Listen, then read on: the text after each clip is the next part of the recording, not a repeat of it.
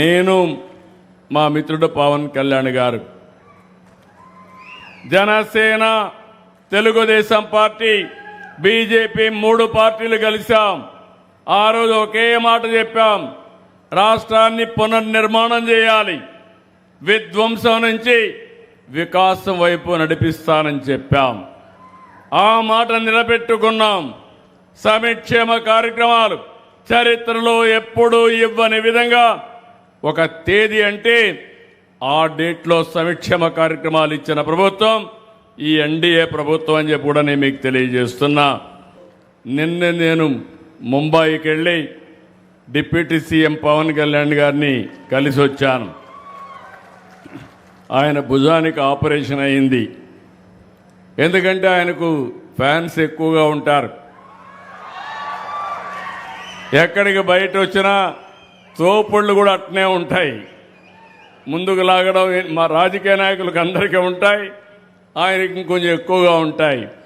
దాంతో భుజం కూడా కొంత దెబ్బతినడం, ఆపరేషన్ చేసుకున్నారు, ఫాస్ట్గా కోలుకుంటున్నారు. నేను ఇప్పుడే పనికి వస్తానంటే కాదు జాగ్రత్తగా చూసుకో, రాజకీయం ముఖ్యం, అదే సమయంలో ఆరోగ్యం కూడా ముఖ్యం. ఆరోగ్యం బాగుంటే ఇంకా బాగా పనిచేసే అవకాశం వస్తుందని చెప్పాను. తొందరలోనే ఇంకా ఒక 3 రోజులు అక్కడే ఉండాలి. తొందరలో వస్తాడు.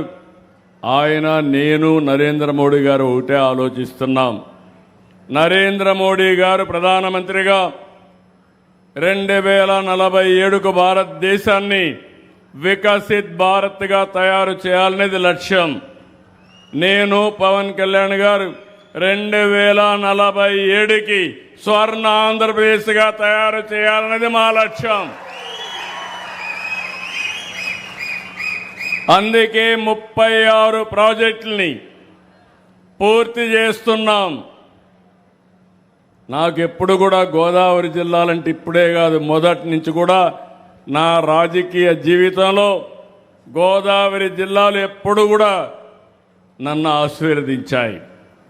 ఎంత నమ్మకం అంటే ఒకప్పుడు తూర్పు గోదావరి జిల్లా సమైక్య జిల్లా, హరికేన్ తుఫాన్ వచ్చింది.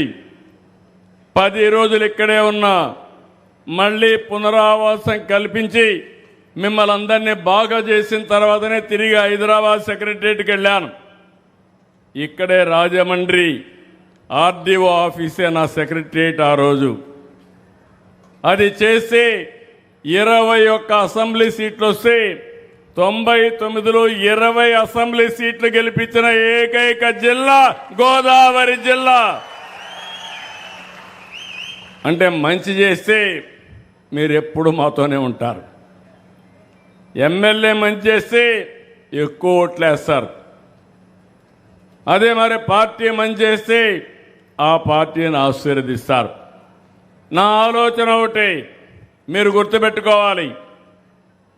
విభజన జరిగింది, కొంత నేనే హైదరాబాద్ని, సైబరాబాద్ని అభివృద్ధి చేశాను. ఈరోజు దేశంలో హైయెస్ట్ తలసరి ఆదాయం ఎక్కడంటే తెలంగాణ రాష్ట్రం. దానికి కారణం ఏంటంటే సైబరాబాద్ నగరం. అది నాలెడ్జ్ ఎకానమీకి కేంద్రంగా తయారైంది.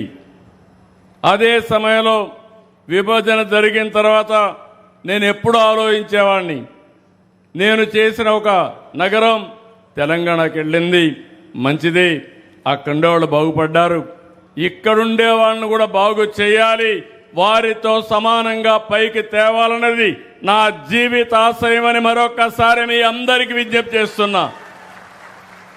అందుకే ఎప్పుడు ఆలోచించినా 24 గంటలు అదే ఆలోచిస్తూ ఉంటాను.